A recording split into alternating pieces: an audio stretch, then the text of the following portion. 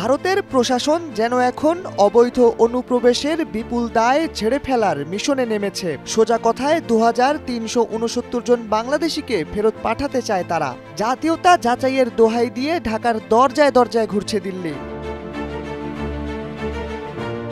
22 মে এক সাপ্তাহিক ব্রিফিংয়ে ভারতের পররাষ্ট্র মন্ত্রণালয়ের মুখপাত্র রণধীর জয়সওয়াল এই ঘোষণা দিয়ে কার্যত কাঁপিয়ে দেন কূটনৈতিক অঙ্গন। তার ভাষায়, এদের অনেকেই শাস্তি ভোগ করে ফেলেছে, তবুও নাগরিকত্ব যাচাই না হওয়ায় ফিরিয়ে দিতে পারছি না। 2020 সাল থেকে অনেক যাচাই প্রক্রিয়া ঝুলে আছে।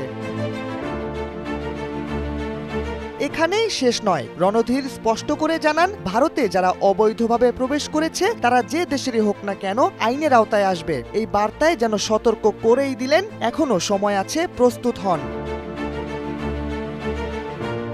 শুধু কাগজে কলমে চিঠিপত্র নয়, বাস্তবেও চলছে ঠেলাঠেলি। গত 7 থেকে 9 মে মাত্র 3 দিনে সীমান্তবর্তী প্রত্যন্ত অঞ্চল দিয়ে 300 জন মানুষকে বাংলাদেশে ঠেলে পাঠানো হয়েছে। বিএসএফ এর সহায়তায় এই পুশ ইন কার্যক্রমে রোহিঙ্গারাও ছিলেন। নামছে না ভারতের গদি, আর চুপ থাকতে পারছে না বাংলাদেশ। ঢাকার পররাষ্ট্র মন্ত্রণালয় এই বিষয়টি নিয়ে ভারতের কাছে বারবার কড়া বার্তা দিয়েছে। তবে দিল্লির গতি থামছে কোথায়?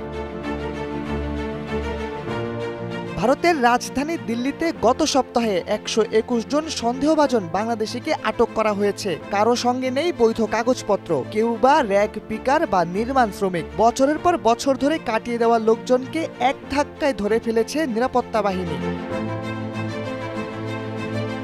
ত্রিপুরা থেকেও আসে খবরের শোরগোল। 16 বাংলাদেশি ও 5 ভারতীয়কে সীমান্ত লঙ্ঘনের দায়ে গ্রেফতার। ধীরে ধীরে স্পষ্ট হচ্ছে ভারত সরকারের অবস্থান এবার যেন পুরো পূর্ব সীমান্ত ঝাঁকুনি খাবে। বাংলাদেশ ভারত সম্পর্কে নতুন করে অস্থিরতা দেখা দিয়েছে। অবৈধ অভিবাসন ইস্যু হঠাৎ করে এমন উচ্চ মাত্রায় পৌঁছে যাবে তা হয়তো কেউই ভাবেনি। ভারতের ফেরত যাত্রা মিশন আর সীমান্তে পুশ ইনের কৌশলে যেন চাপে ফেলেছে বাংলাদেশকে। অপরদিকে ঢাকাও বারবার বলছে নাগরিকত্ব যাচাই জরুরি, তবে পুশ ইন কখনোই গ্রহণযোগ্য নয়।